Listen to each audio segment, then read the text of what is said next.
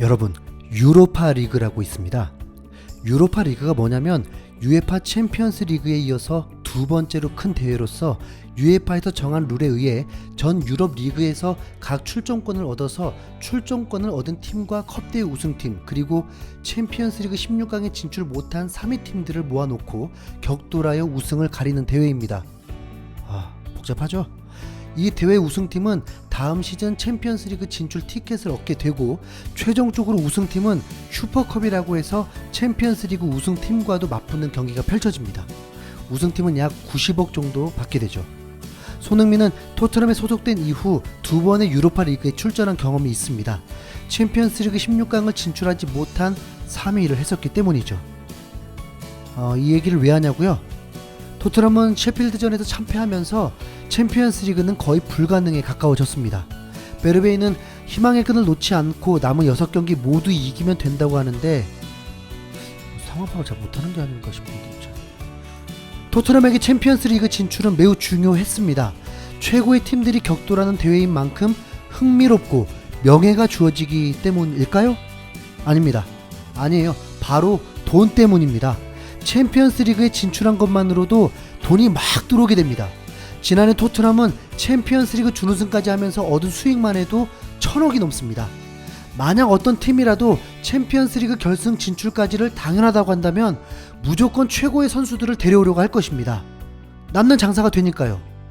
우승까지 아니더라도 최소 4경기 이상을 경기하면서 수백억을 벌어들일 수 있습니다.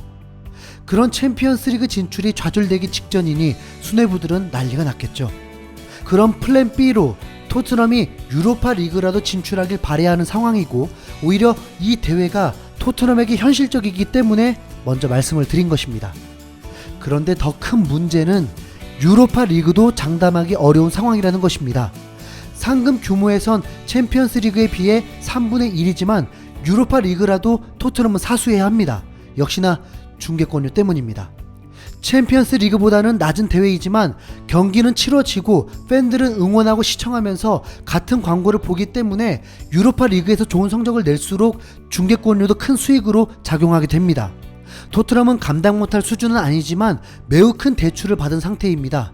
1조가 넘는 금액을 투자하며 홈 구장을 지으면서 반 이상이 빚인 상태입니다.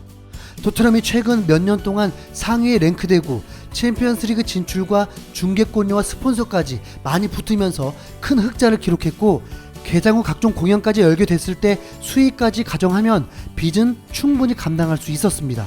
그런데 코로나 사태로 공연은 열릴 수도 없고 무관중 상태로 진행되면서 관중 수익이 제로가 되었습니다.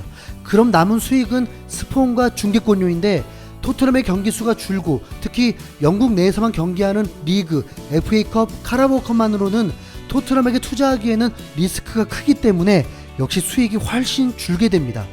그렇게 되면 재정적으로 감당하기 어려워지게 됩니다. 이자 내는 것도 버거울 것입니다. 이 사태를 막으려면 유로파라도 나가야 하기 때문에 또다시 매 경기가 결승전 모두 해야 합니다. 리그를 포기할 수가 없다는 거죠. 손흥민이 속한 팀으로서 응원을 해야 한다면 유로파 리그도 긍정적인 부분은 있습니다. 좋은 스쿼드로 비교적 레벨이 조금은 낮은 팀들을 상대하니 우승을 도전하는 것이 꿈만은 아닙니다. 무리뉴는 그 많은 우승 중 유로파 리그 우승도 경험했습니다. 메뉴를 맡게 되었을 때 유로파 리그를 우승시켰습니다. 손흥민도 시즌 최다골 경신도 더 수월할 수도 있습니다. 그런데 참 이런 전성기를 보내고 있는 세계 최고 윙어 중 한 명을 윙백으로 쓰고 있으니 참 속이 터질 것 같고 진짜 안타깝고 참 진짜. 그래도 전 손흥민이 떠나야 한다고 말은 안 할 것입니다. 여러분, 우리 아직 충분히 남은 경기들 흥미롭게 시청할 수 있습니다. 혹시 아나요? 맨유와 첼시가 이번 토트넘의 경기처럼 남은 경기 겁나게 못할지. 우리 계속해서 손흥민의 토트넘을 응원해 봅시다. 손흥민 파이팅!